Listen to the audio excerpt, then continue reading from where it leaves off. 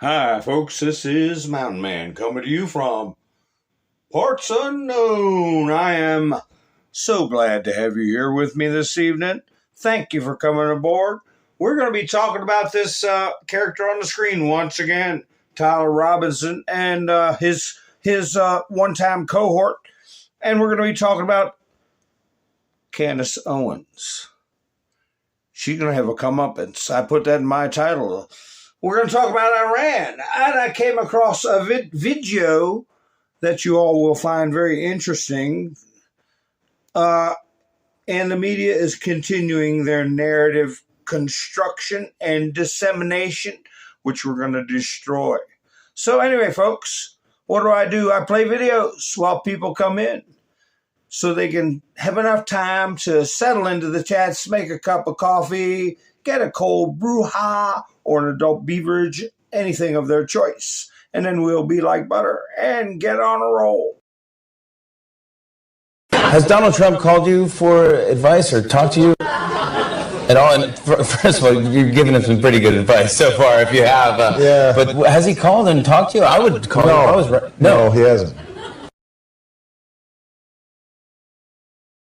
Tony Fauci still does speaking engagements. And gets paid a fortune. And is celebrated for how he responded to a virus we know he was involved in.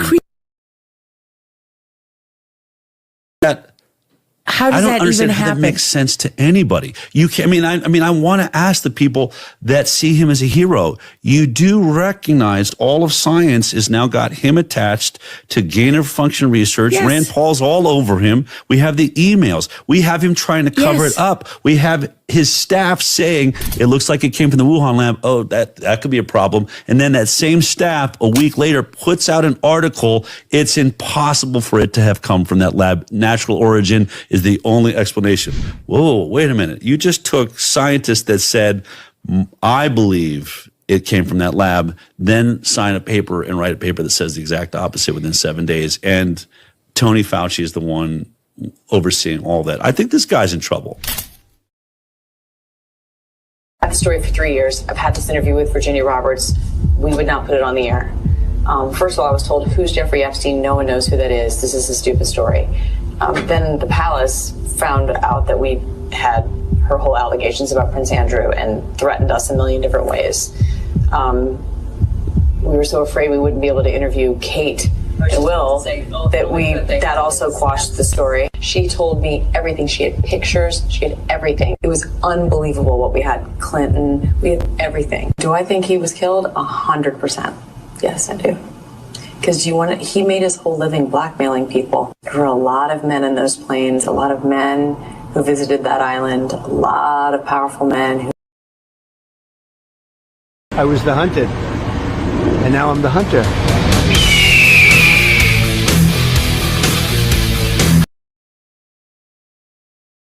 The storm's on. Yes, sir. I'm wondering what storm you're talking about.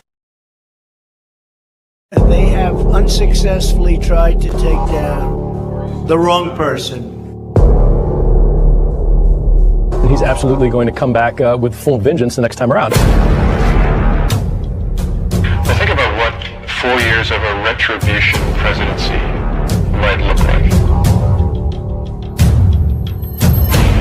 Our Constitution really does give the president tremendous power to destroy. This will be something we could never have imagined. Now the gloves are off. Some of Trump's close political allies told him they are working on figuring out the identities of the FBI and DOJ staff and forming lists. I will direct a completely overhauled DOJ to investigate every radical DA and AG in America for their illegal, racist enforcement of the law. The deep state is destroying our nation, but the tables must turn and we will quickly destroy the deep state. We know where the bodies are buried. There are a lot of people out there that have done some very, very evil things, very bad things, I would say treasonous things against our country. People that have done such harm to our country. I've been looking at them for a long time. He could order the investigation and prosecution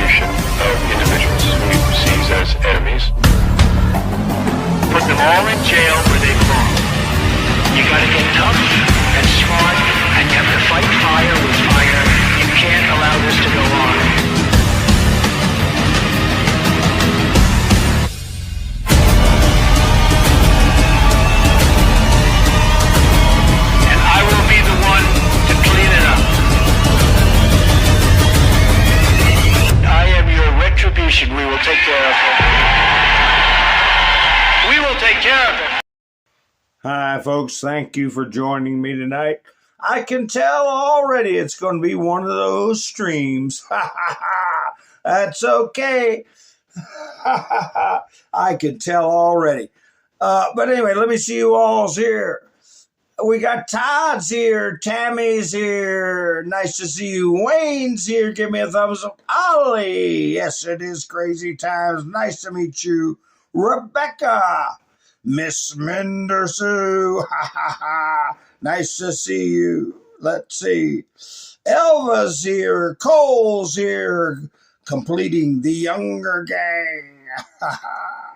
So, yeah, maybe I made people mad the other night. I don't know, certain people, not my core group, that wants to pay attention to reality, keep ourselves focused. Cola, nice to see you. So we're going to focus on reality. This is a big day in the courtroom, even though it was just a probable cause preliminary hearing. Excuse me while I sip my coffee. It's so delicious. I don't know what you all have for your enjoyment while you watch the stream, but anyway. Sherry, nice to see you. Yeah, some people dropping off, but there's a couple things that got to come out of this trial. And I put on there the ultimate penalty. The ultimate penalty. And I put on there also a very direct, I had to misspell it, threat from Iran.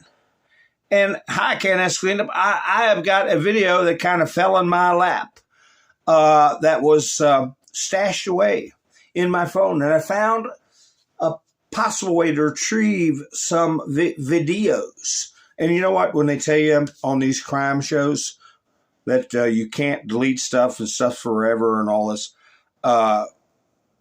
well, maybe.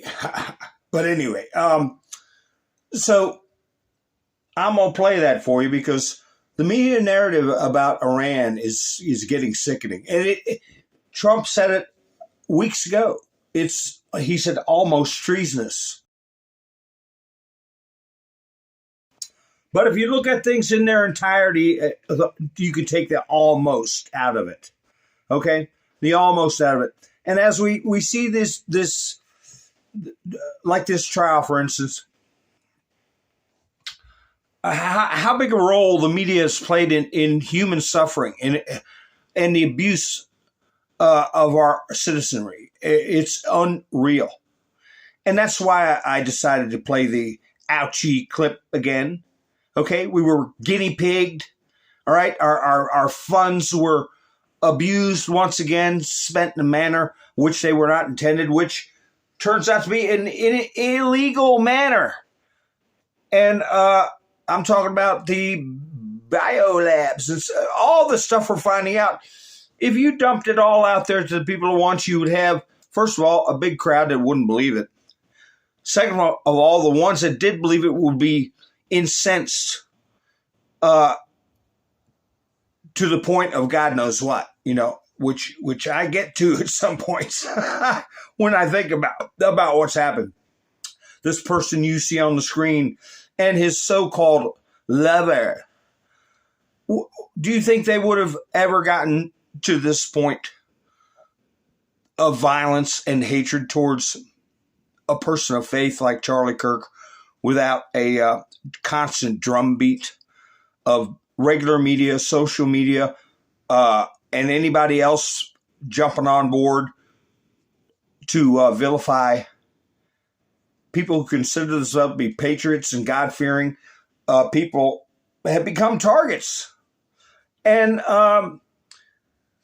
then you get ancillary situations like with Candace Owens. She took,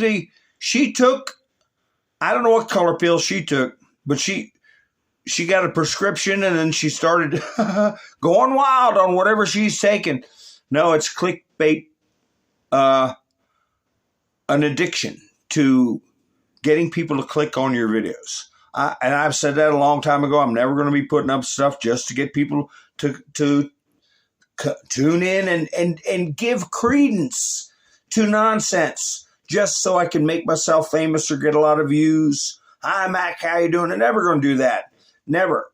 I want people that want to hear the truth and help our neighbors, friends and neighbors to awaken to what's going on. And look how far we've come since Trump's election. You know, it's only been a year and a half. He's got more than half a term left. He's got 2.5 years. And he's exposed the communists. He's made it part of the lexicon now. I used to not be able to talk about communists.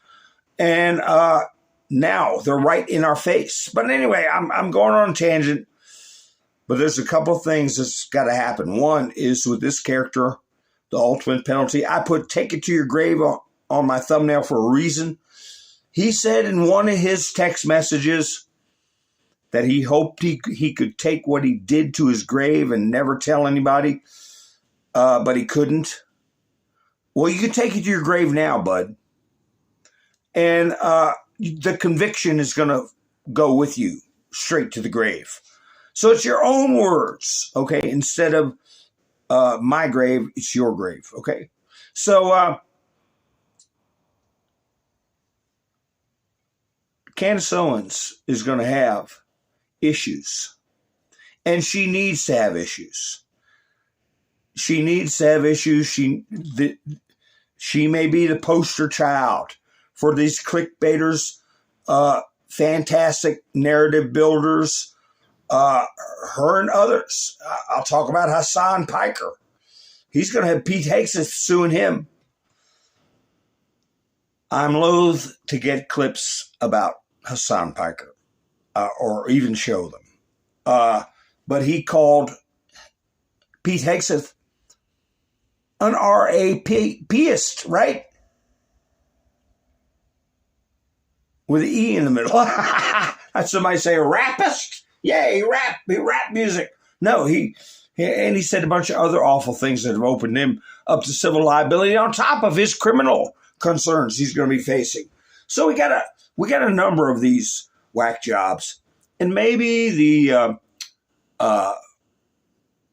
what's his name? Alex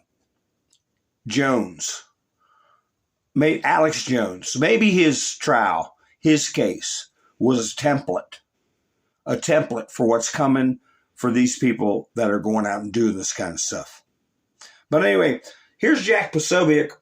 I'll just put this up to get it, one, get it played.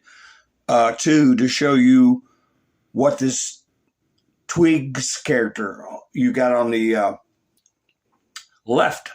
And then on the right, you have the alleged perpetrator. All right, Tyler. So anyway, what is he talking about here? The video where he turned himself in. What? How's Candace going to spin this now? How did as some people call them, the tiny hats, and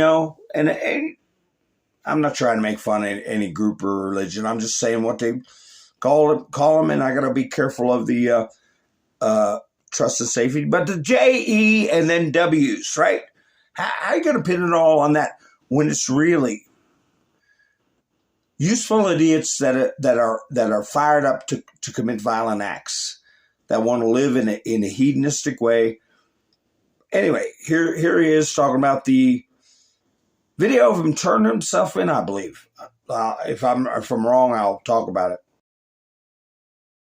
Of actual evidence that we did get, probably the only thing that, from my perspective, that transparency publication perspective, was, of course, the video of Tyler Robinson playing in the Washington County Sheriff's Department. And I actually, as I was looking at it, I turned and I watched Tyler looking at himself from the courtroom over to that video of himself walking in, and he was staring very I would say he looked like he was fidgeting. He looked like he was fidgeting in his seat. He looked uncomfortable, and that was something that I hadn't noticed in him before. So I'm laughing on day one, but this level of discomfort was something that I noted for the first time. And keep in mind, I didn't even see that when they showed the graphic videos of Charlie's murder, but seeing himself on video in that room made him, have that reaction. We will see. We will see what else happens. Dr. Wendy, I'd love to get your analysis on it, but unfortunately we're out. So he's doing a little, what do you call it? A body language analysis for himself. Now, why won't my studio? There we go. Let me put him back up on the screen. He's doing a little, what in the world? Little body language analysis. He's saying that he looks nervous and fidgety for the first time. Well, it's dawning on him. Because when people do this kind of stuff, they think a worst case scenario, they build it in their head, oh, I can survive that. If I get life in prison, if I get 20 years, if I say manslaughter, I say I was crazy and I get sentenced to 20 years and got to do 10, or if I get 30 years, a lot of them know that in prisons, people who are amenable to alternate lifestyles or who actually say they're a transgender get protected status. And some of them get a high status with the inmates, if you know what I mean. So he's thinking, I'll be all right. We're not so much all right when you're facing the ultimate penalty, okay? And that's on the table. And it's sinking in. And what he's done, it was a notorious act that outraged people around the world. So, we have to have, as swift as we possibly can do it, swift and furious justice done to this person. And back to this Candace Owen thing. With Trump putting up the posts I showed you all. She's done. She's done of ever being, and it's not just her. I don't mean to pick on her. There are plenty of others out there. But she's the most prolific. I don't know what sent her down this road. I don't know why Marjorie Taylor Greene's doing what she's doing, why Massey's doing what he's doing, why Candace Owens doing what she's doing, why Tucker Carlson's doing what he's doing. I don't know. But if they don't get off the crazy train, her grift is going to run out. There will always be an audience for screwballs, okay? Always. I don't know what platform it would be on. But she's got to deal with that lawsuit from Brigitte Macron. And you know what? I've had my fun with that. I put up pictures of Brigitte Macron where she's awkward looking photos and made some jokes and made fun. But let me tell you, there are people, none of this transgender fetish or fad or whatever you want to call it, aside. There are people that are born with an extra chromosome. And there are people who are born as in a hermaphroditic state. Varying degrees, okay? And the most famous one I used, I think it was about a year ago, I talked about Carrie Fisher, who played Princess Leia in Star Wars. And her mother was, what was her name? Help me out of there. Carrie Fisher, and her mother's name was, come on. I met her husband. And I don't want to talk about that because we talked a little bit. But anyway, why is that escaping me? Come on, chats, help me out. But anyway, it's been disclosed and now it's widely known that she was born, Debbie Reynolds, right? Debbie Reynolds. And she was born with a genetic anomaly, you know. Some people call it a defect or whatever, and it wasn't surgically addressed to choose one or the other. And she went through life the way she was born. And she considered herself a female. But I won't get into details, you know. But it was something else had tried to happen down there. You know what I mean? And didn't quite happen. But anyway, so anyway, you don't know what the case is with Brigitte Macron. And to laugh and joke about it or speculate or raise an eyebrows, one thing, but to go on a tirade and dare people, well, you just might get your rear end sued. And that's what's happening. And to her, and she's having to deal with this situation. I didn't mean so much to have a focus on Candace Owens as much as this, but I'm telling you, they're scrambling. All right, she's got employees, she's got a team, she's got herself, she's got her people that emulate her, people that contribute, people that do shows like hers. Well, how are they going to get around this stuff? I put a lot of stuff up that, yeah, something like that, Doc. But anyway,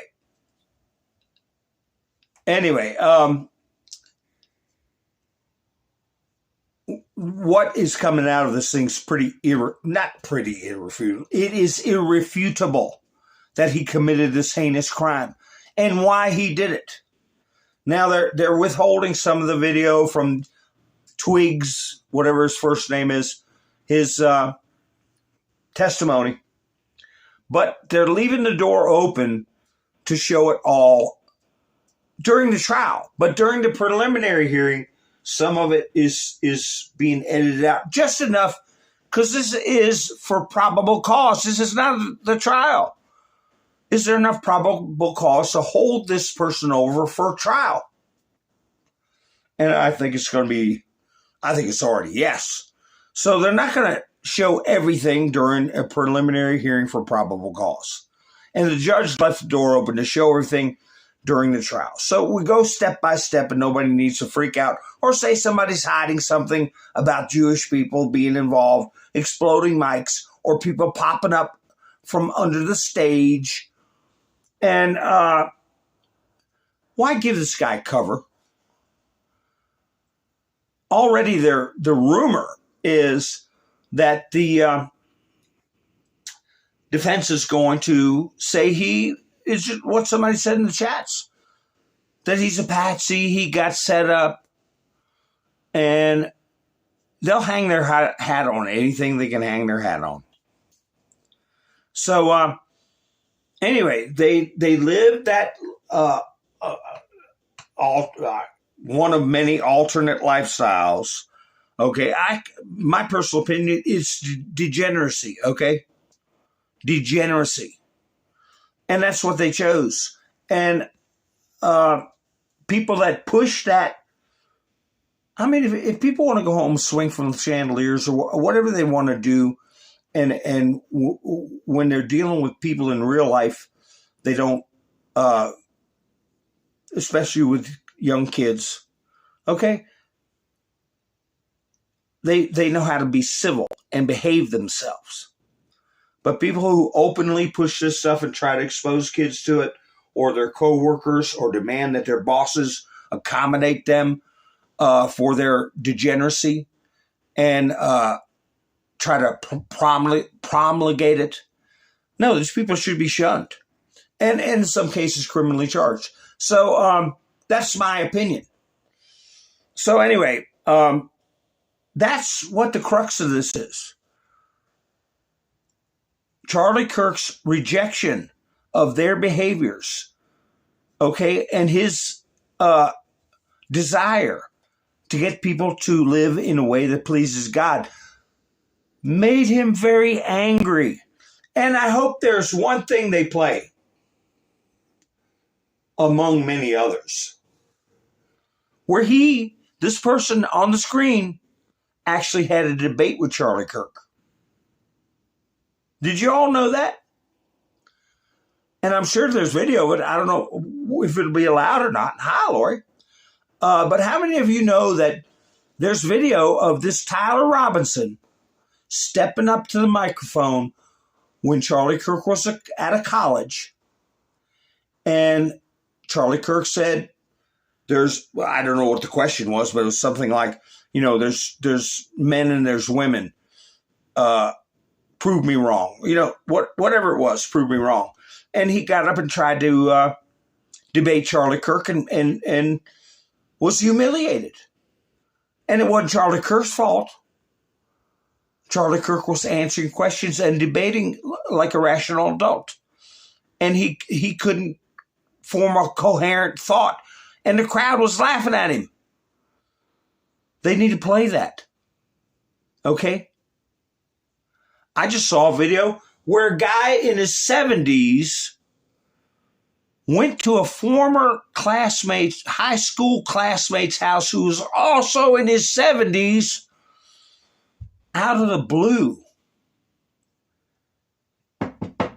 Knocked on the door. The guy answered the door and he said, yeah, he didn't even recognize high school. And then you see the guy 50 years later, 60 years later, takes you a minute and you go, oh, Jimmy? And what does he do? Bang, bang, twice in the face. Why? He told investigators he never got over the fact that in high school, this other person put a jockstrap on his head as a prank in the locker room, and people laughed at him. Almost 60 years later, he came back and got his vengeance. So you think it might be a case with these all-knowing atheists? It's the thing about atheists, they know it all, don't you know? The pot tells the potter how things should be and how things are. You don't think this person has an immense ego or had an immense ego and anger for anybody that symbolically put a jockstrap on their head? And he didn't wait 60 years. So I hope they play that video. And yeah, I'm missing, a bunch of viewers tonight because, hi, Pappy Two Bears. Nice to see you. Tammy's here. Let's see. Lori, Tammy, Pappy Two Bears.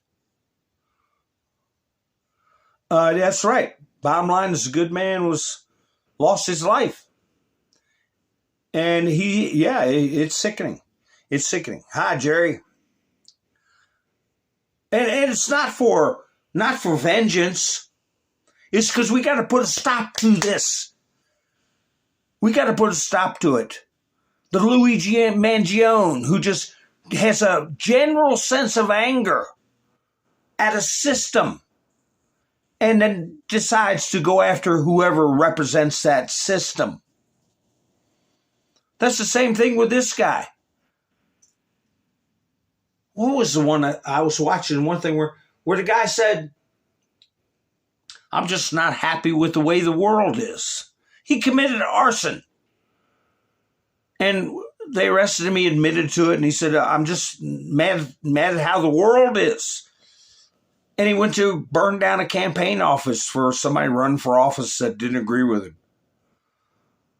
And hey, that business has got to be put to a stop. And the ultimate penalty is a deterrent. You watch his body language after he finds out death penalty's on the table. You don't see no more laughing. If he realized that it was a very high chance that his own life would end, he'd have never done it. I bet you these people are cowards. Luigi Mangione, people sit and see him posing. He's getting fan mail from pretty girls. He's having people go to protests that all around the world that are wearing Donkey Kong outfits, like Luigi in the game, saying free Luigi. He's a star. He went from a zero to a hero. That's why I was saying they need the Timothy McVeigh treatment. Timothy McVeigh, you're out of here. You did something that is heinous, and you need to pay a price, and people need to see you pay the price, and anybody with that crap in their head, get it out of your head. Because your life will end if you do this. So the thing about Candace Owens, I can't believe that somebody with that level of intelligence can believe her own crap coming out of her mouth. I did it lighthearted in the past. I said, what's going on with Candace Owens? It looks like she stuck an egg beater inside in her ear hole and started cranking the handle, scrambling her own brains. What's going on with her? And then I laughed and went on to something else because I didn't take that stuff serious.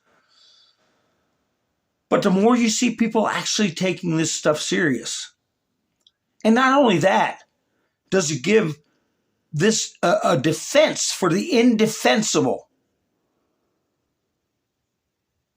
A peg for the defense to hang their hat on. It also causes people to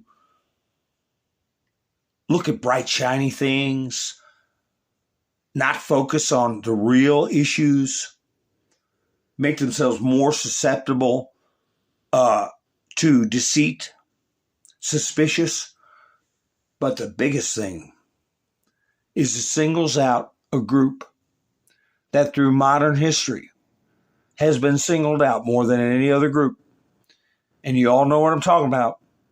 It's feeding anti-Semitism. And I don't know the purpose. But I've heard it said it's like when you get on these clickbait conspiracy things, it just grows.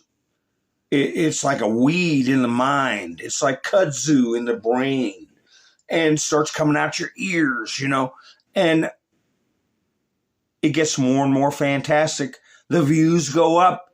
The discourse goes wild. You have people throwing in even more stuff, looking at little tiny things and then blowing it out of proportion. And then you're off on another snipe hunt, going down another rabbit hole. And before you know it, millions, not thousands, of people have totally shed the armor of God. It's laying on the ground. Okay? Look up what the armor of God consists of. They've totally thrown it on the ground, running around like mental maniacs. So, no, I don't want there to be a doubt in people's minds when this man faces the ultimate penalty. Not a doubt, a shred of a doubt. Just like with the soccer game. If they had won and that player was kicked out, all you'd ever hear about that game for the next 20 years, well, if they hadn't kicked out that player, they'd have lost. Belgium would have lost if they hadn't kicked out the player. Well, you do everything above board and you get the best against the best, and there's no excuses, and there's no 20 years of talk about woulda, coulda, shouldas. Same thing goes here. Everything on the table, no doubt you're a murderer. Okay, you're a degenerate pervert that got angry that your way of life is being pointed out as a road to destruction and the wages of sin. What's the wages of sin? What we're told, it's death. Okay, and you didn't like hearing that, and you wanted to kill the messenger, and you did. Now you got to face it. So,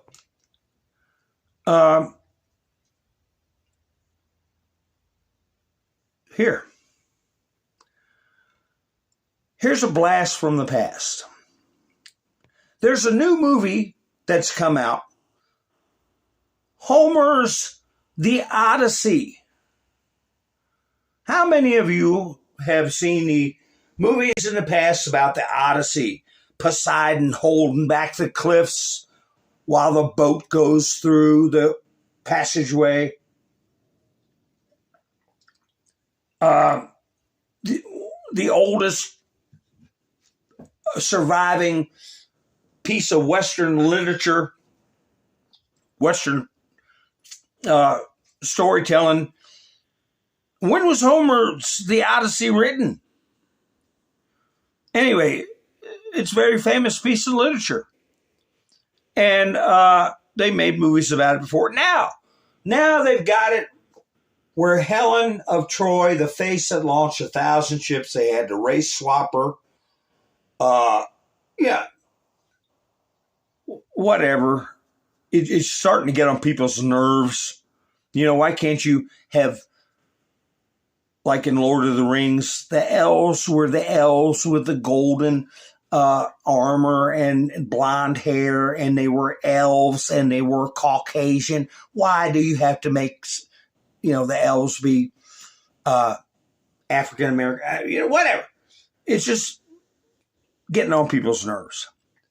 But now you're going to see a person on the screen here as they used to be.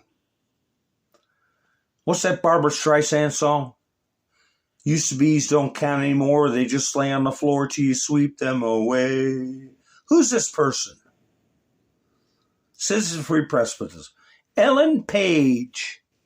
Emotional breakdown on Colbert. Well, according to the left, this person is not Ellen Page anymore. They're Elliot Page. This is before she surgically removed body parts and cut her hair and did the hormones and now thinks she's a flyweight male boxer. But now she's starring in one of the oldest stories of Western times, The Odyssey. I don't know what the role is, some kind of warrior or I don't know what. But anyway, these people, in my opinion, have lost their damn minds. This is what Twiggs and the accused assassin ascribes to. But anyway, here's the message being formed that they're the victims. It's got to stop. Very general the way they're talking. That kids are going to die. Kids are going to lose their lives. And it's got to stop. What are they talking about? People being Christian has got to stop. What are you talking about? Anyway, here it is, folks. Self-destruction. Such a long time these effects will happen. And look at her leaning in. Well, she is now a he, according to it. Anyway, look at her leaning in. She's going to correct him. No, it's going to happen now. The global warming hoax, okay, along with this transgenderism and that they are victims until we change. But anyway, here we go with the global warming. Watch how quick the whole world is going to come to an end. dramatic ways. That long? I think they're happening, these effects. People is the ones who want to live a hedonistic lifestyle outside of the nuclear family. Anything goes. Do what you want. Change your gender. Take your kids to some ghoulish doctor. That's what she's talking about. And yeah, who said it up there? Yeah, Miss Mindersuits, stick with your 2030 BS. You got 46 months. How many months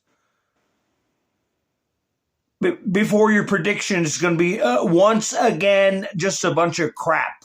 Okay? And you're getting subsidized through Hollywood in this movie Odysseus coming up, playing a ridiculous role after you've done what you did to yourself and claiming that you're a male.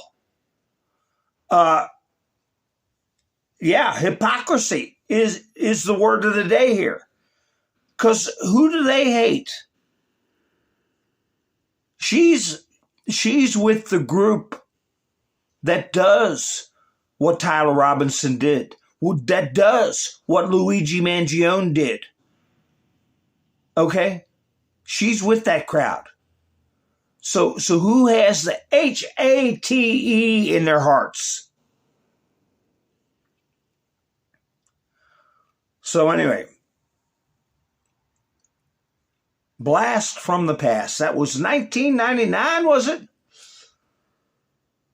So anyway, here's a little bit of news in pop music culture. When a woman was a woman. Bonnie Tyler died. How many of you all remember her? She passed away at 75. I don't know what the cause was. She hadn't been in the public eye for a while. But her song was one of her songs, Total Eclipse of the Heart. How many of you all remember that?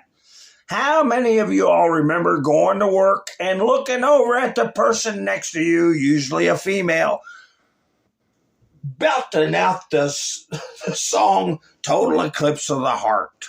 I remember it.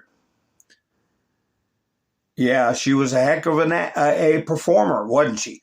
And the performance that I watched on True Social, which is on the freeze frame on the screen, I can't play it, of course, for copyright reasons. Oh, and by the way, I did get a copyright strike.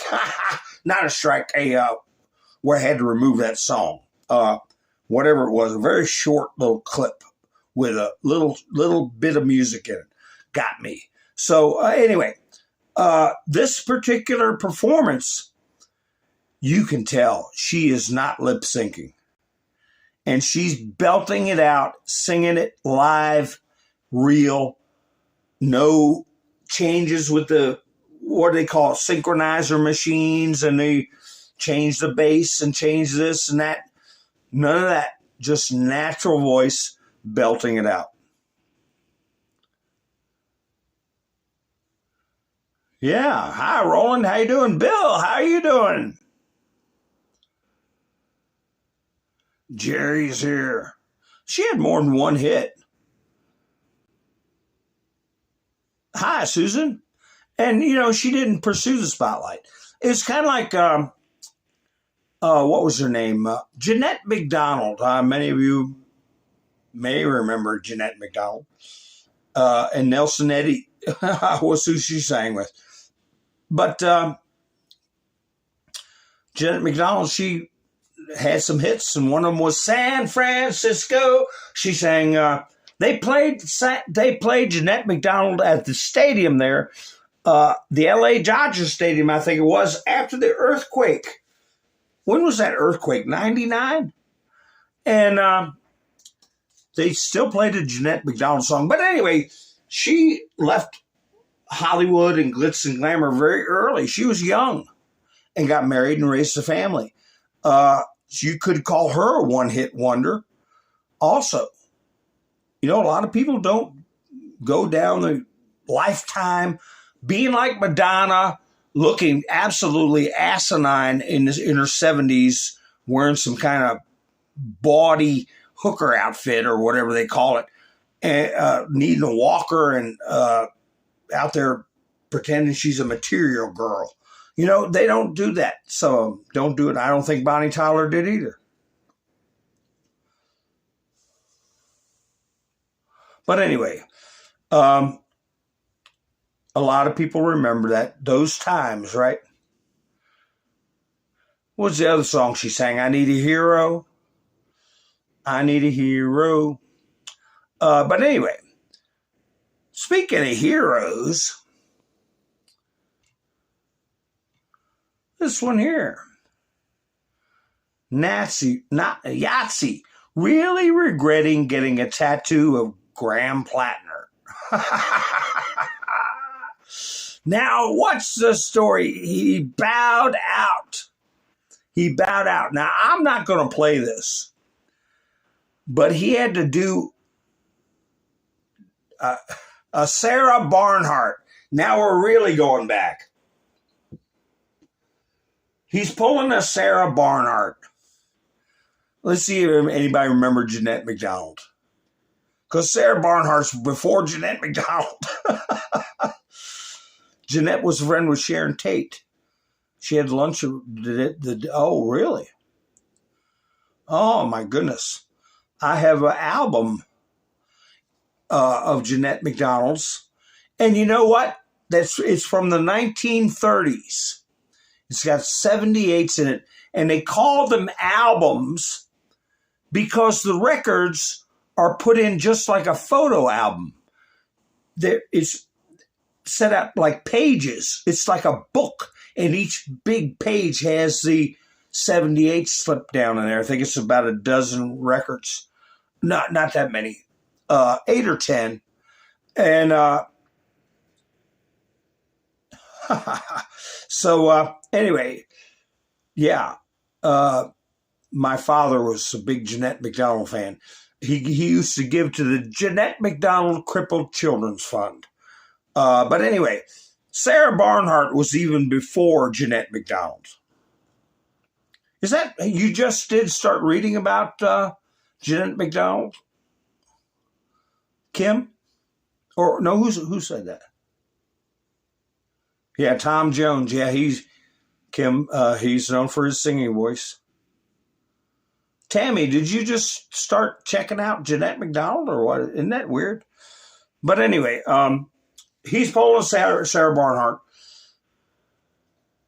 giving a 9, almost 10-minute jabberfest. And I didn't upload it, and I'm not going to play it. I don't want to hear 9 seconds. Okay? Hi, Outlandish. How you doing? Lori, nice to see you.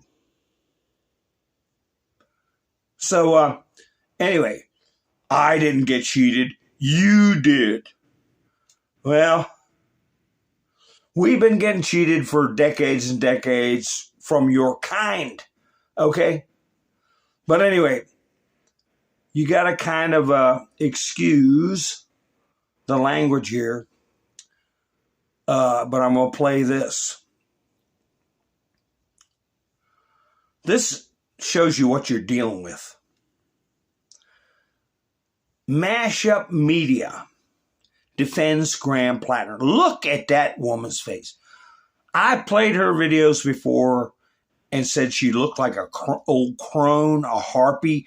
Imagine her 10 years from now, okay, without makeup. Oh, my.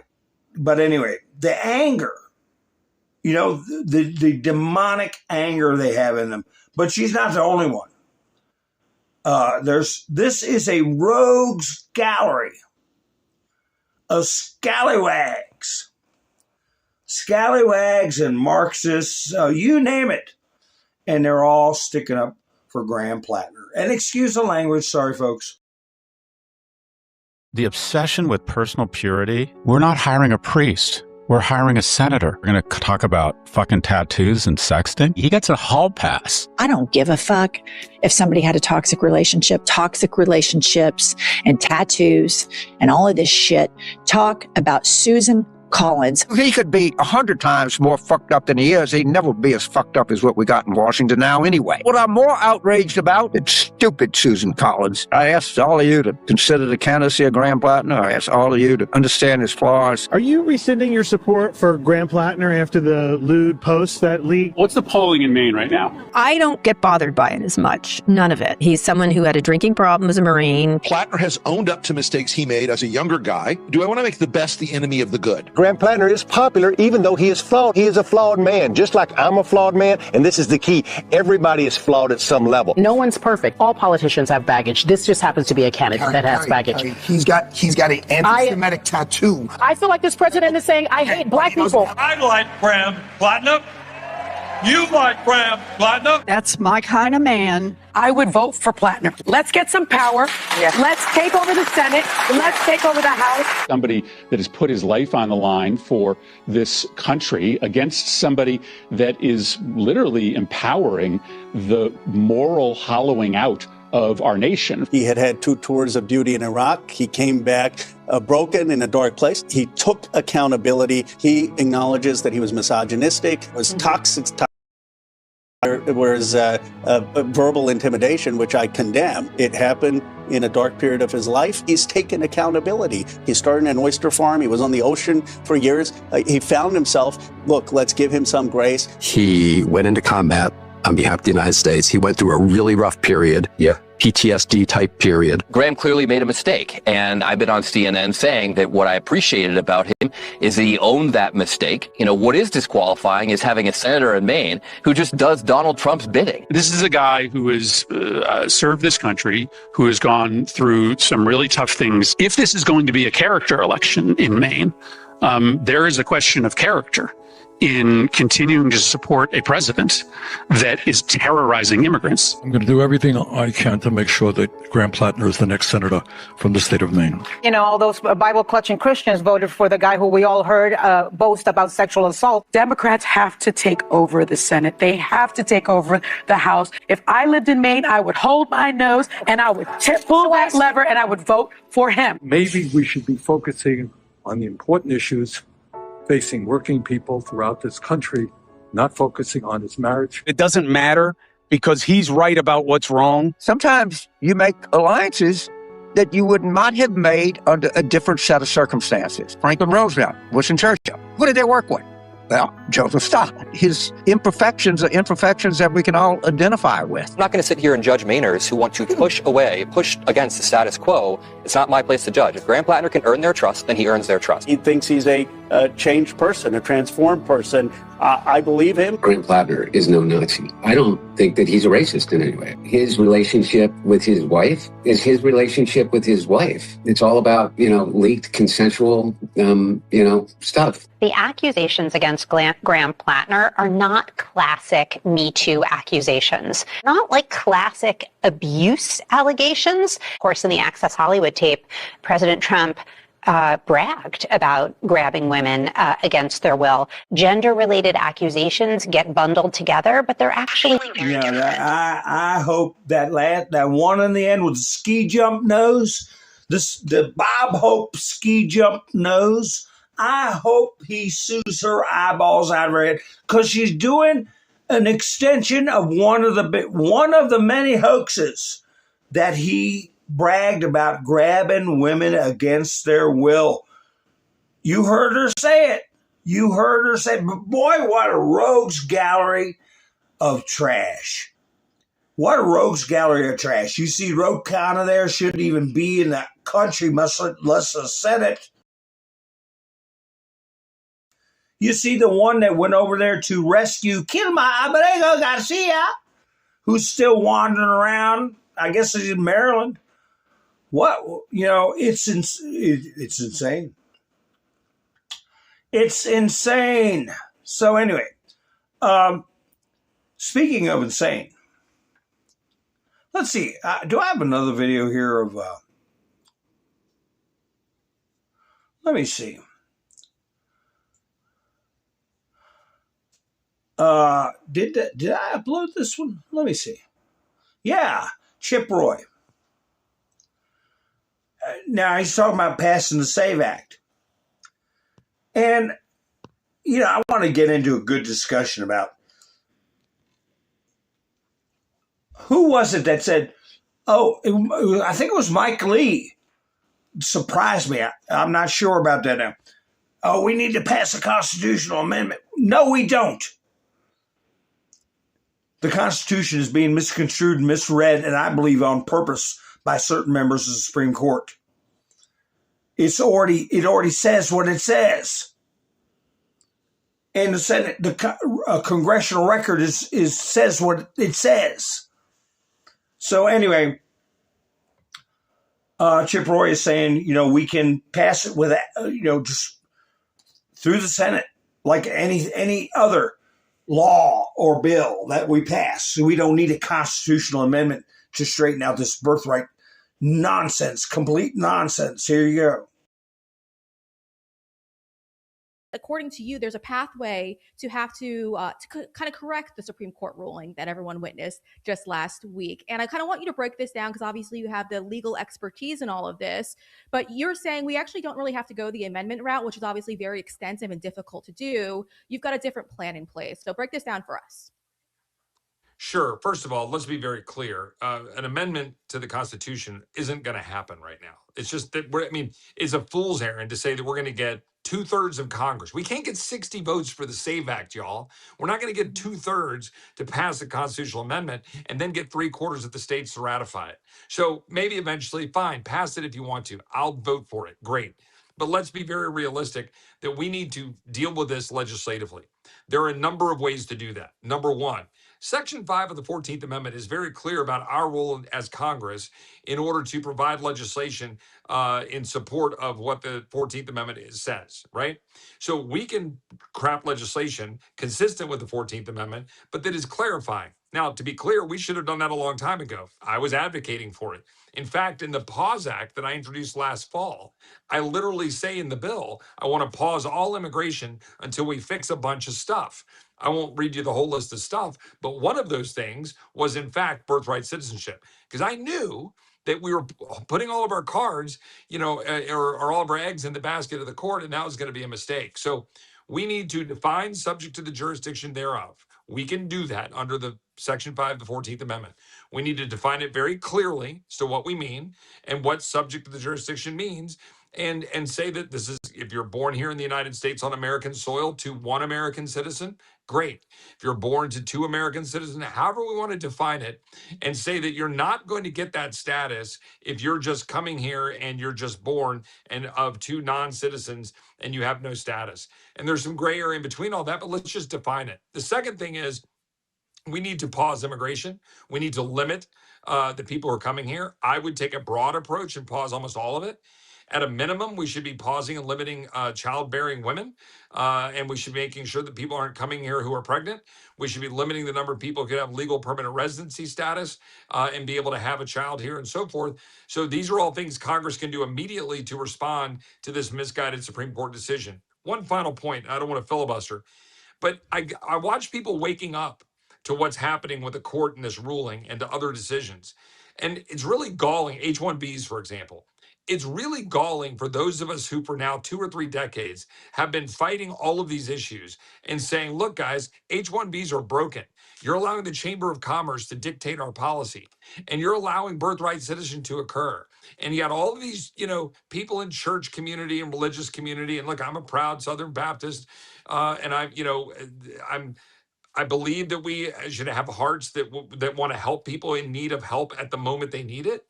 But that's not an excuse to allow people to come rampantly into our country and allow birthright citizenship, Plyler v. Doe, where you get a free education, free access to our healthcare system, H-1Bs being exploited by corporate America for profiteering, these baby factories allowing people to come here and allowing our enemies to get citizenship. All of the ways that diversity visas and chain migration have been used to undermine our system. And now I've got a bunch of my colleagues who are telling me we can't codify H.R. 2 unless they get a big expansion of agriculture visas. Look, I'm telling you, we're upside down because for too long people have allowed that to occur, and now people are starting to see the consequences of it. We'll pass the SAVE Act, and we can go from upside down to right side up because we'll vote the bums out. That's what needs to be done. The bums need to be voted out.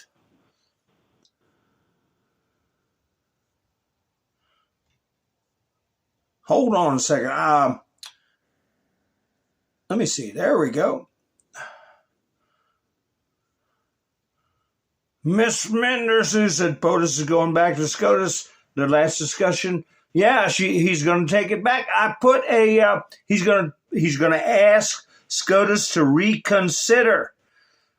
And I still feel you want it as a last resort. But as the chief law enforcement officer, when the SCOTUS is breaking the law, breaking the Constitution, he's got the power to put a stop to it. And you want to do that as a last resort. But they are defying the Constitution with their own personal notions and prejudices, which is not allowed.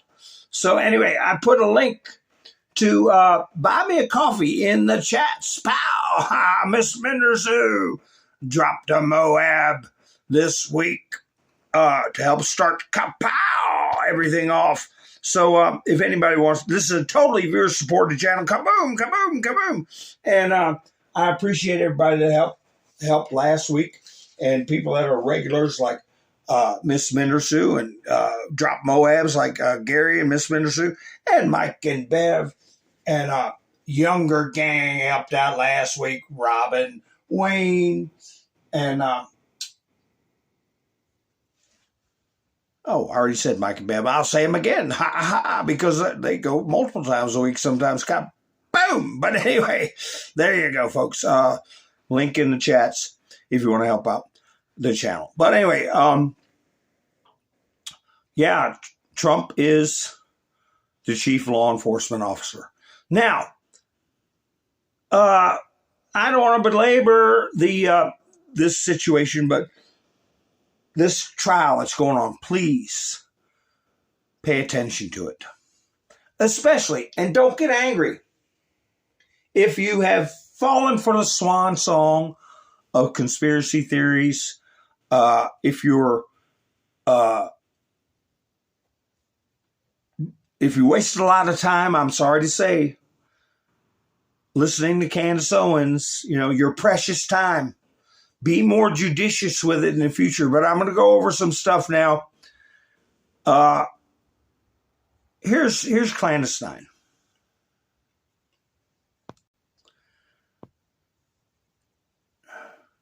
Trust me, I don't want to talk about Candace Owens anymore either.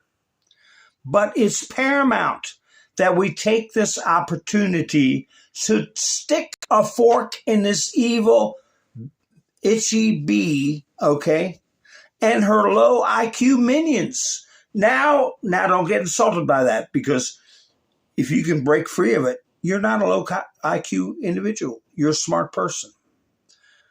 Why? Because we're fighting an information war against the enemies of humanity. And the people we are trying to awaken are being distracted, what did I say, and led astray. And this insurgency is spearheaded by Candace Owens.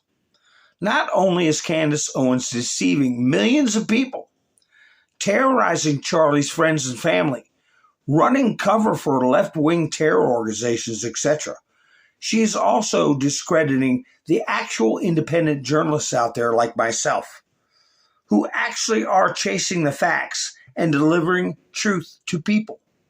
Every time she opens her mouth, she gives the enemy fodder to discredit people.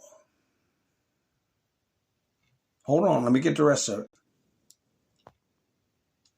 Oh, where'd it go? Come on. Let's see. Get that. There we go. To discredit people like me who talk about the real stories, like the biolabs in Ukraine, Uranium One, etc. We could go on, folks. You know that. Many crimes. So while I know it's annoying that we have to keep pointing out how wrong she was, this is necessary. Destroying Candace and her cult is mission critical. It must be done. We must thoroughly disprove and shame all the people who have been terrorizing the internet since Charlie's murder, and never allow them to gain influence over the narrative again. This is our moment to bury Candace, Ian Carroll, Tucker Carlson, Alex Jones, Mike Flynn. Wow. That didn't come out of my ink pen, okay? Or type, what do you call it, type board, whatever the thing. Anyway, and all the other morons who peddled this BS for the past 10 months and used it as a mechanism to fracture MAGA and turn Trump supporters against him. This is a war. Start acting like it.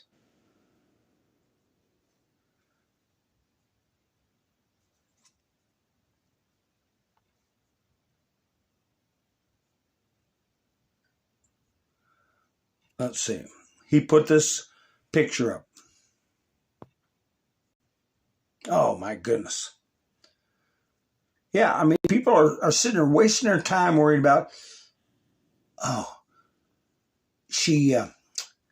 Erica Kirk really couldn't stand her husband, and she was part of the plot.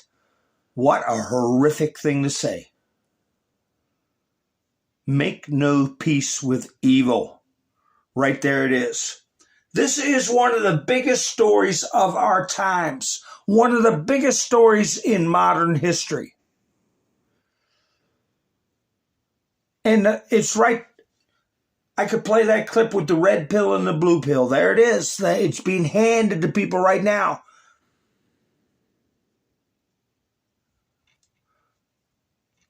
There's only so much time in a day. So only so much your brain can do efficiently at one time. And to sit there and put credence into this kind of garbage. Oh, good, Kim, good. Well, my viewers have dropped off because of the last week or two. I have been, not just this issue, other things that people get themselves talking about. Not only is it inaccurate as to what's happening currently, but people getting involved in things that we're told biblically not to do. The occult. That's going to be their downfall, practicing the occult, not ours. We're going to have the armor of God on, and there's no room for the occult. Make no peace with evil. And like I said, whatever her motivation is, I know not. But people get fevered with the clicks. Clicks bring money. I could monetize, even with a little bit of viewership I have, I could be getting ad revenue and grow my channel with fantastic crap. I'm not doing it. I tell it like it is. Thank you very much. Oh, man. Come on. Jack Posobiec. What happened, Jack? Tell us.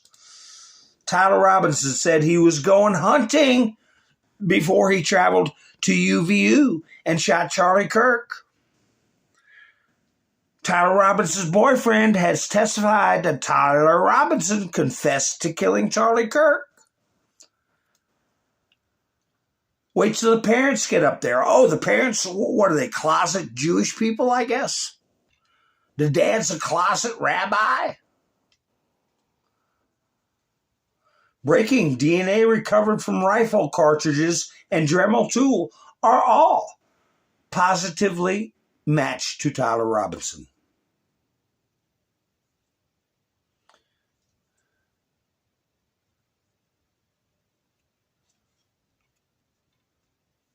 Put a fork in him. He's done.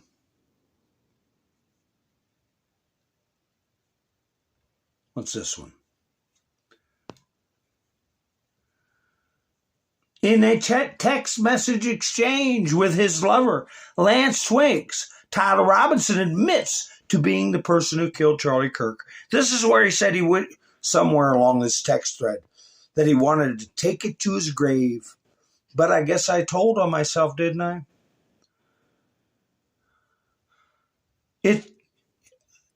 It was still okay, my love. My love. But what? Stuck in what, I don't know. Oh, for a rifle. Well, I can't read it. For a while longer yet. Shouldn't be long until I can come home. But I gotta grab my rifle. Still, to be honest, I had hoped to keep this secret till I died of old age. I'm sorry to involve you. So anyway, if you can read that, good luck to you. I can't read it. I only got one pair of spectacles on. That's where he admits he did it.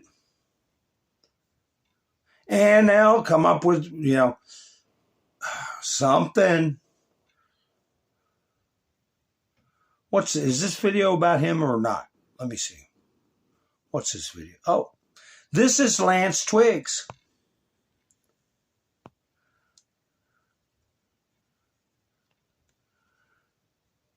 And this is a partial transcript of his testimony. And like the judge said, we're not going to let it all out during the preliminary hearing. That doesn't mean it won't get let out during or after the trial. So we'll wait and see what happens. Was he pacing? Was he just sitting down, relaxing? No, he was walking around a lot. Right, and that's within the home? Mm-hmm. And did he talk about what he had done? Didn't go into detail. I just asked him in person if what he said was true the night before, and he said it was. I started crying a little bit and said he wishes he hadn't done it. And then kept going around and just doing stuff, I think, to keep himself busy or distracted or something. Okay. Did he talk about what he was going to do next?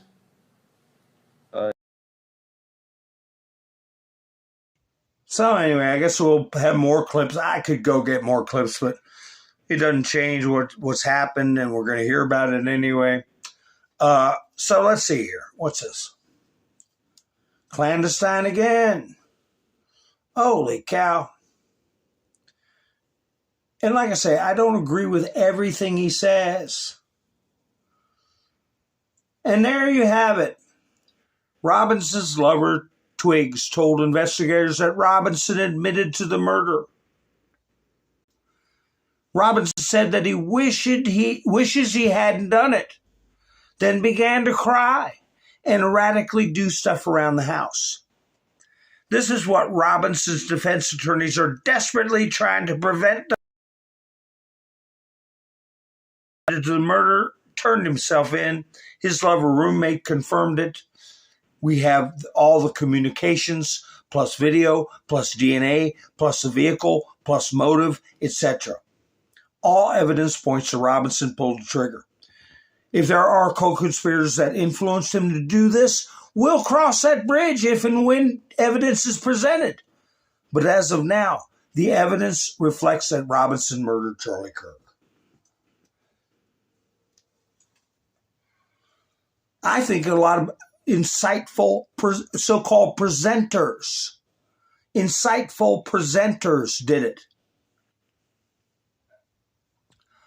Let me show you something that's been burning me up. Got me in a bad mood before I even went live. While I was putting all this stuff together. This popped up on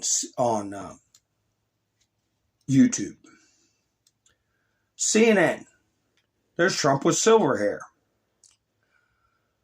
What's the first thing people read? What options does Trump have now in Iran? Not many, and they're all bad. This is an extenuation of the narrative that everything was fine with Obama. Obama had Iran under control, and they weren't going to get nukes. And here comes Trump and messed everything up because he's not a diplomat and a genius like Obama was. He's a poopy pants that has a temper and messed up the whole Middle East and drived up gas prices. And now we have no affordability in America. That's the BS they're putting out there. Even though gas prices were higher for the entire Biden term, that oil was over $100 a barrel, up to $120 for months and months and months, and nobody said one damn word. They depleted the strategic reserves, oil reserves, to keep gas from going totally cuckoo. And the value of the dollar went down 25%.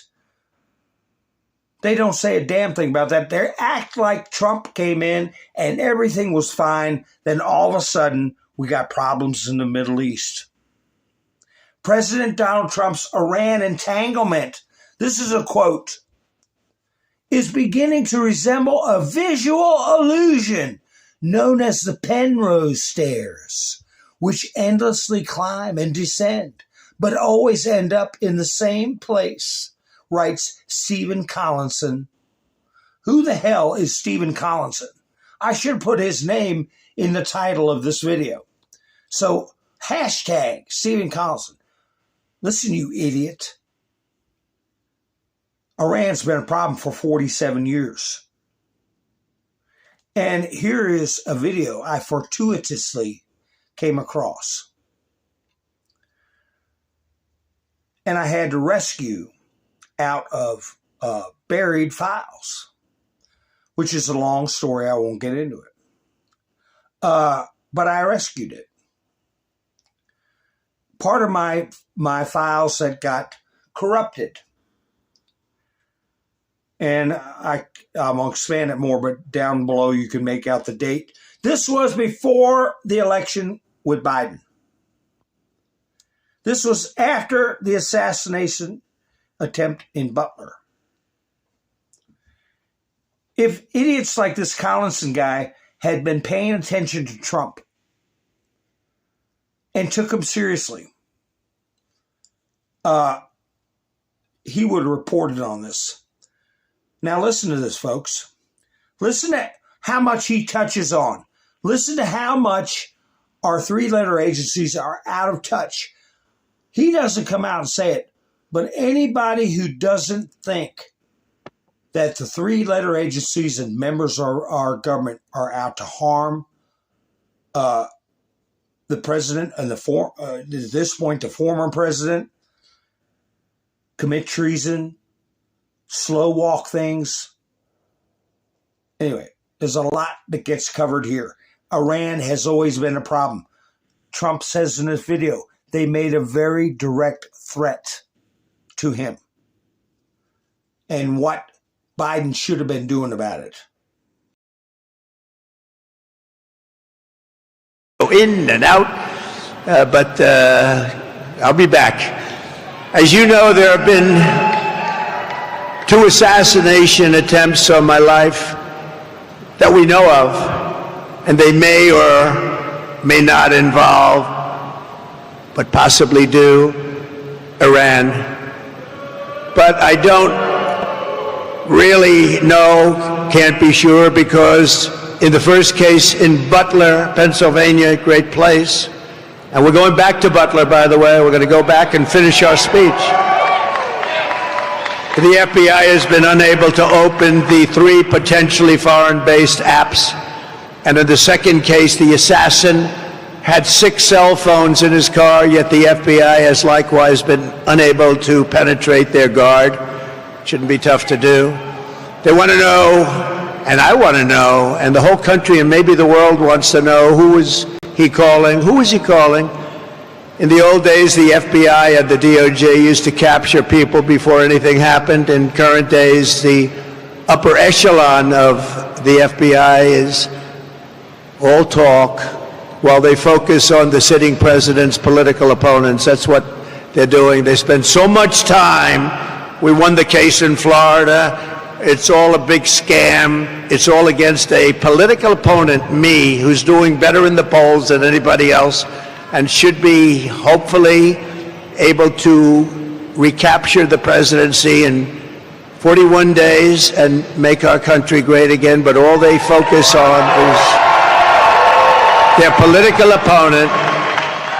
But they must get Apple to open these foreign apps, and they must get Apple to likewise open the 6 phones from the second lunatic, who's a lunatic, and open them immediately, because we have a lot at stake, whether it's me or any other former president. They break into apps all the time. They had no problem breaking into the apps of the J6 hostages. They broke into those apps, and they could be Iran-based, they could also be something else, but we'll never know until they're opened, and they got to get them opened. And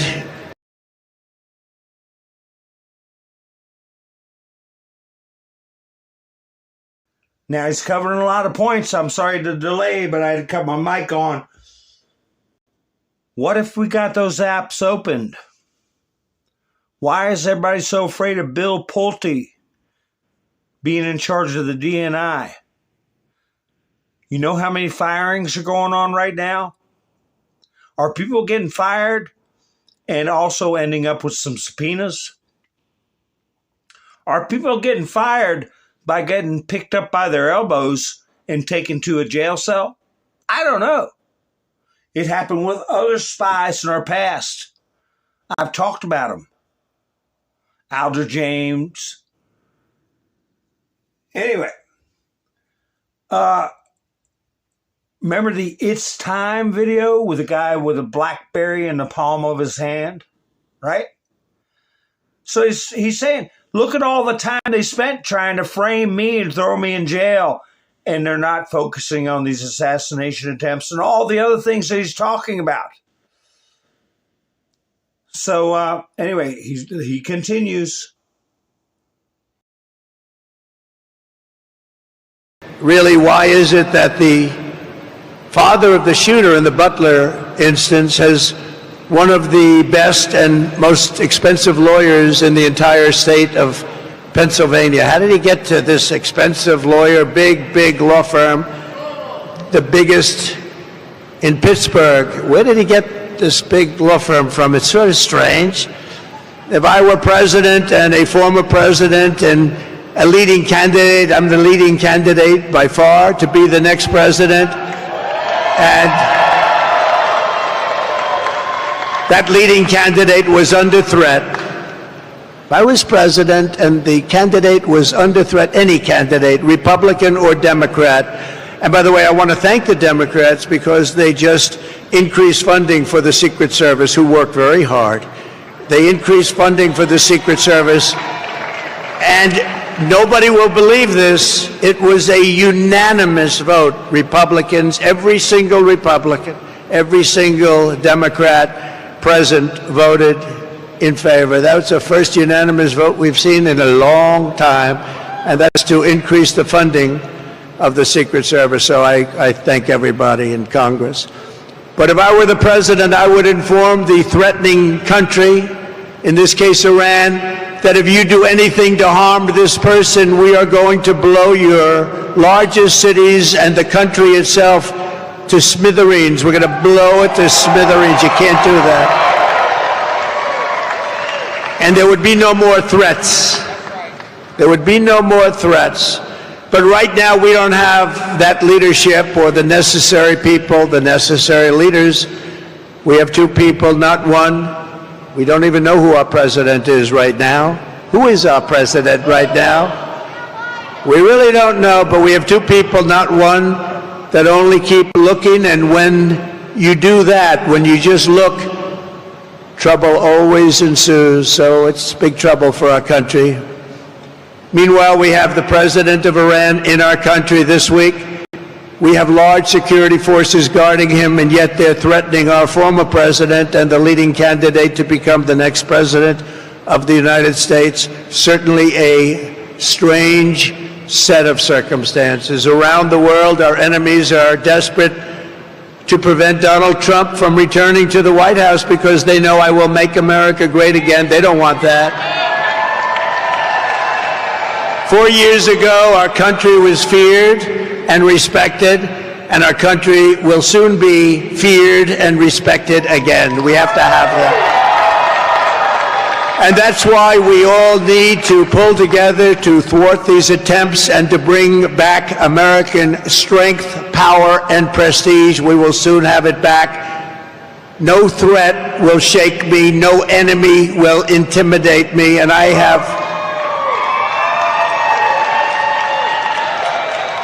have never been more determined than I am today, and I will never back down in my fight to make America great again, which is what we're doing.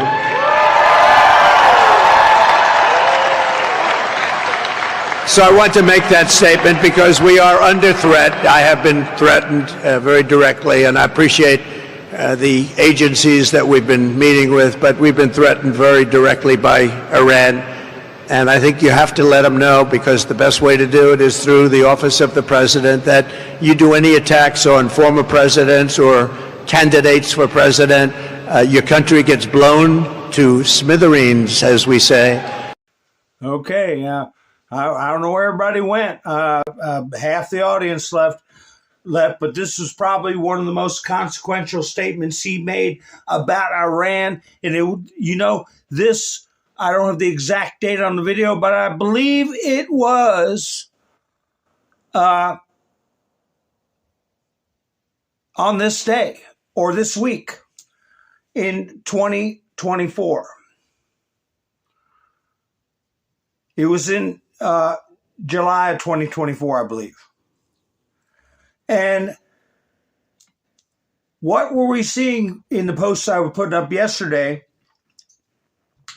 where they were talking about the strikes? They were saying these seem different from the other strikes. What is going on?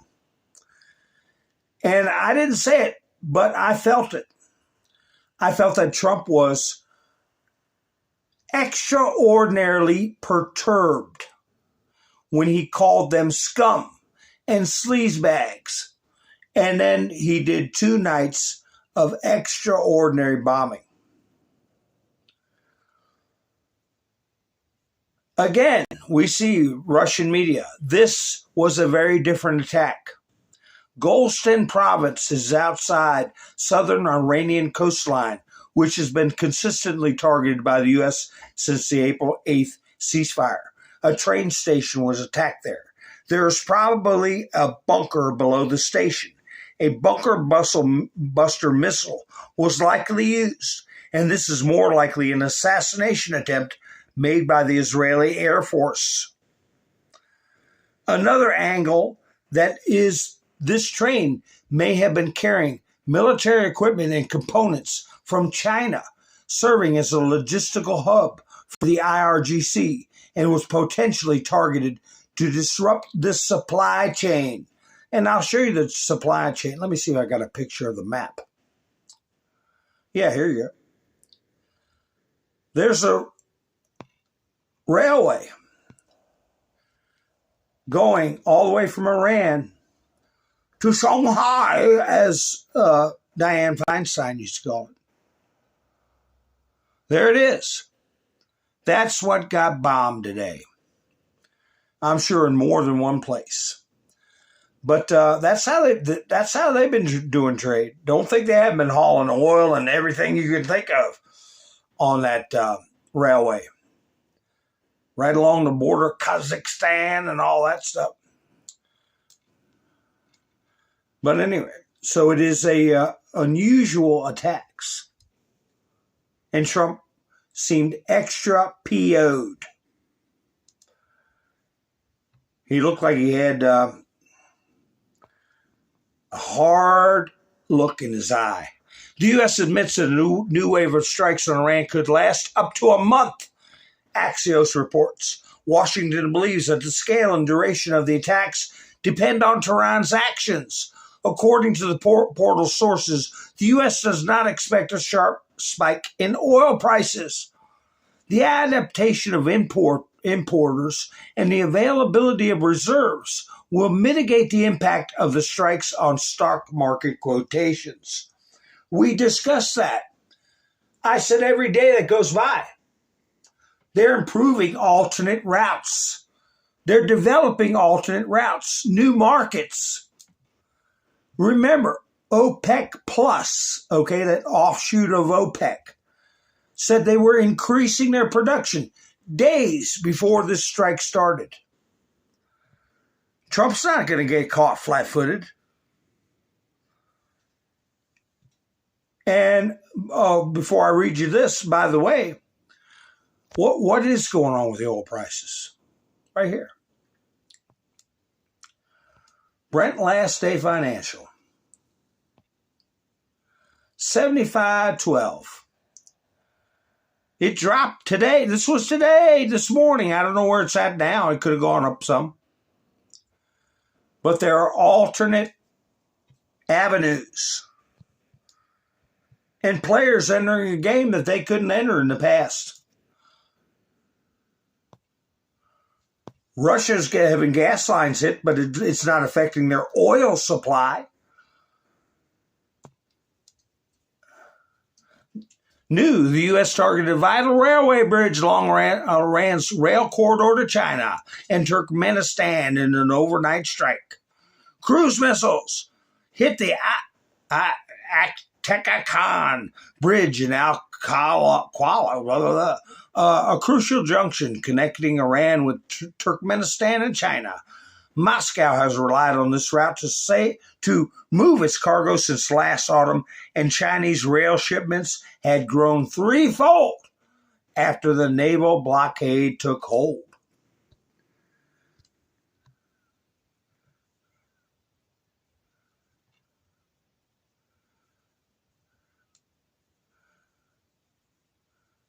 The U.S. Air Force struck a key railway bridge in the Golestan province in northeast, I'm avoiding those names, which connects to China and Russia through neighboring countries. This railway line is a part of an international transport corridor north-south for the delivery of goods from Russia and China to Iran.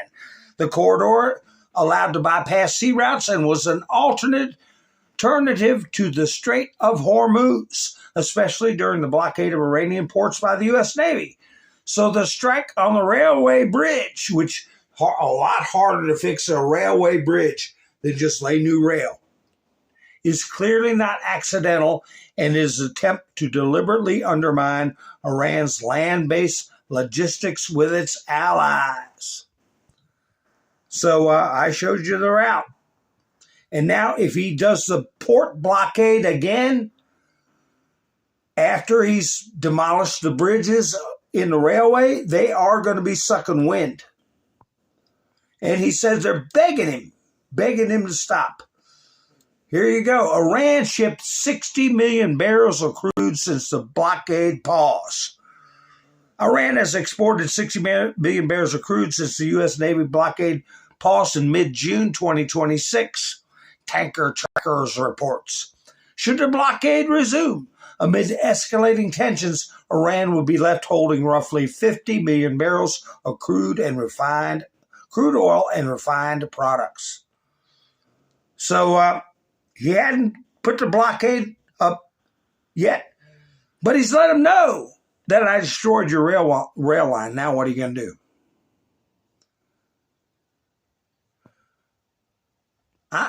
I'm not sure. Did Trump post this blow-up picture here? That seems to be some island or port because there's water out there.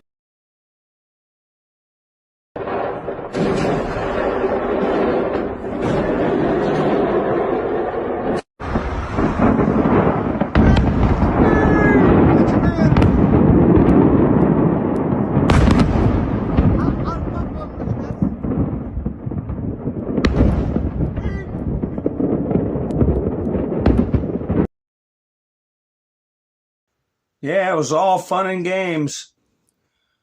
And the other thing, too, with Trump appearing as angry as he did, it makes me think of that pilot they called the search off for.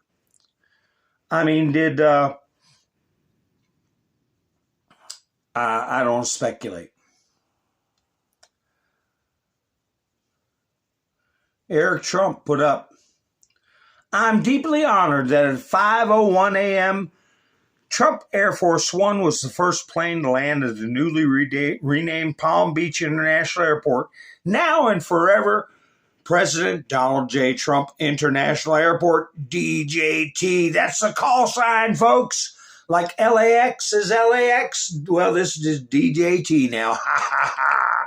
There is no person who has done more for Florida and our country, and no one more deserving of this incredible honor. As a son and someone who flies out of this airport nearly every day, I will forever be proud to see the initials DJT on my boarding pass. Congratulations, Dad. I'm happy to have played a big role in making this happen. Yeah, give Junior credit, too. Eric's a good boy. Donnie's a good boy, too. I will say that Donnie's a good boy. Here's Trump. Thank you to the brilliant and highly respected Gwen Shotwell and her husband Robert for their extreme generosity in helping children to attain the ever magnificent American dream. This is one couple who gave $325 million. Remember, I had somebody in the chats when I said that companies from around the world were investing trillions in America? And they said, they're not investing trillions. They're not even really investing billions. Well, listen, you nitwit. This is not the whole country. This is infants. This is for children who are born. And they're knocking on the door of multiple billions being put in by individual investors. Their gift of $325 million of SpaceX stock is greatly appreciated by all. Thousands of children have just been given a better life. Thank you, Gwen and Robert, and continued great success. Donald J. Trump. So with just this child accounts, you're looking at billions. I guarantee you it's over the trillion mark for companies' investments into the USA.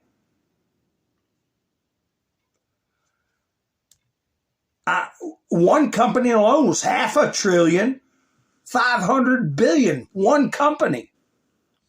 A very big day in Palm Beach, Florida, where it was my great honor to have Palm Beach International Airport be renamed by a spectacular vote. President Donald J. Trump International Airport. Their area is hot, the location is great, and the renovation will be spectacular. Thank you all in Palm Beach for your vote and your confidence. This will soon be one of the greatest, most spectacular airports anywhere in the world. President Donald J. Trump. I'm going to look that word up in the you-know-what drops 3 times at least. Spectacular, spectacular, spectacular. I should put that in the thumbnail somewhere. This is spectacular.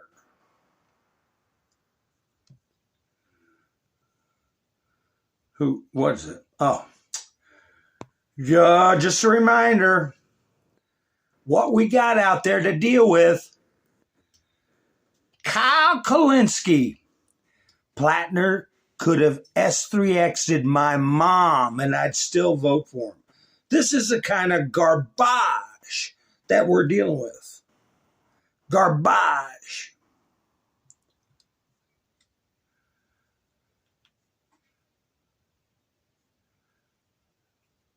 Let me see what's going on in chats. Did I miss people to say hi to? Hi, Debbie. How you doing? Yeah, that was a big boom, Miss Sue. That was a big boom. So anyway, I don't know where the viewers were tonight. I'm sure my topics are not being pushed by you, Tizzle, but there you have it. Ain't that something? U.S. ops not to renew current USMCA deal triggering annual review. Just keep that in the back of your mind, folks. Mexico and Canada, it's all being reviewed. All the little stunts and things they tried to workarounds they tried to do, it's all going to be looked at. All the little political games they played, tariff evasion, all that kind of stuff. So anyway, here's a little video Eric put up. I haven't watched it, but it's their approach to the brand new DJT airport in Florida. You know, he made it a point at 5:01 in the morning to be the first plane to land there. He wanted to have that in his bona fides. So what do I say, folks? I always say, thank you for spending your precious time with me. Here you'll see the landing of the first airplane at DJT Airport. And, you know, it's burning the liberals up. That's fine. We love doing that. They stay burned up. But anyway, I put a link to buy me a coffee in the chats here at the end. If anybody wants to help the channel out, I do appreciate it. And I'll play this little video that Eric put up. And what do I always say? I say thank you for spending your precious time with me. And for those of you who may be mad at me for being a little too rough about this Tyler Robinson thing and other issues, we got a lot riding on this, okay, folks? We can't be screwing around with nutty talk, okay? So let's stick together. Let's worry about the big picture, 40,000-foot view. Again, thank you for spending your precious time with me. You all have a great night. Enjoy this little clip, and I'll be seeing you soon. This is Mountain Man, over and out. Attention all aircraft, effective immediately. Palm Beach International Airport is officially President Donald J. Trump International Airport. President Donald J. Trump International Airport. ATIS Information Hotel, now current. Trump altimeter 3009. There we go. It's official. 7 Alpha Foxtrot. Understand the President